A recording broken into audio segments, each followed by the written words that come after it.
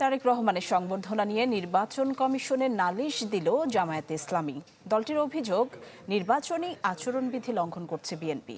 আর 12 ফেব্রুয়ারি ভোটের দিন ঠিক রেখে তফসিল সংশোধনের দাবি জানিয়েছে এনসিপি। সুষ্ঠু ভোট আয়োজনে ইসির সক্ষমতা নিয়ে শঙ্কার কথাও জানিয়েছে দলটি। সঠিক মাত্রার কার্বন কম্বিনেশন বৃদ্ধি করে পাইপের ডাক্টিলিটি ও হেভি লোড নেয়ার ক্ষমতা। Falcon MS pipe. প্রধান নির্বাচন কমিশনারের সাথে বৈঠক করতে নির্বাচন কমিশনে আসে এনসিপির 2 সদস্যের প্রতিনিধি দল। ঘণ্টাব্যাপী বৈঠকে আইন শৃঙ্খলা পরিস্থিতি, আচরণবিধি ও প্রবাসী ভোট নিয়ে হয় আলোচনা। বৈঠক শেষে এনসিপি জানায় 12 ফেব্রুয়ারি ভোট যাতে না হয় সে চেষ্টা চালিয়ে যাচ্ছে আওয়ামী লীগ ও ভারত। তবে ভোট হতেই হবে নির্ধারিত সময়ে। আওয়ামী লীগ বিভিন্ন ওয়েতে এবং ভারত বাংলাদেশে ডিস্টেবিলাইজ করে ইলেকশনটাকে পিছানোর চেষ্টা করতেছে।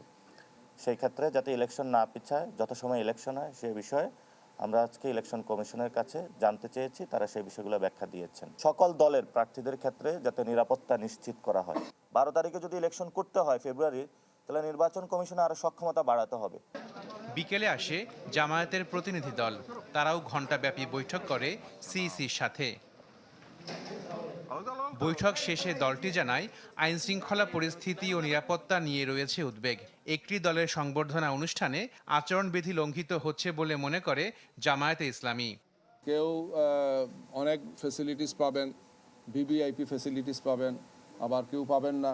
এটা তো লেভেল প্লেইং ফিল্ডের হলো না। এটা এই বিষয়টি ওনাদের দৃষ্টি আকর্ষণ করেছে। ওনারা বলেছেন যে এই বিষয়টি সংশ্লিষ্ট যে মন্ত্রণালয় দেখেন তাদের সাথে তারা কথা বলবেন, ওনাদের পক্ষ থেকে প্রয়োজনীয় ভূমিকা ওনারা রাখবেন। আচরণ বৃদ্ধি দেখার বিষয়টি হচ্ছে ইসির দায়িত্ব, এটা কোনো দলের না। তো এই বিষয়ে আমরা ওনাদেরকে বলেছি যে এই ধরনের এই ঘটনা না আরও যদি কিছু হয়ে থাকে, যে কোনো বিষয়ে ওনারা যাতে তাৎক্ষণিক পদক্ষেপ নেন বা ওনাদের পক্ষ থেকে আমরা দৃশ্যমান কিছু দেখতে চাই। দেশবাসী বুঝতে চাই যে ইসি অ্যাক্টিভ আছেন, সক্রিয় আছেন।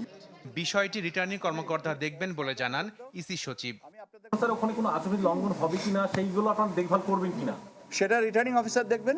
প্রার্থীদের সুবিধার জন্য শনিবার তফসিলি ব্যাংক খোলা রাখার নির্দেশ দিয়েছে নির্বাচন কমিশন। আমরা বাংলাদেশ ব্যাংকে অনুরোধ করেছি তফসিল ব্যাংকগুলোকে খোলা রাখতে। Ashikin Prince, channel 24, Dhaka.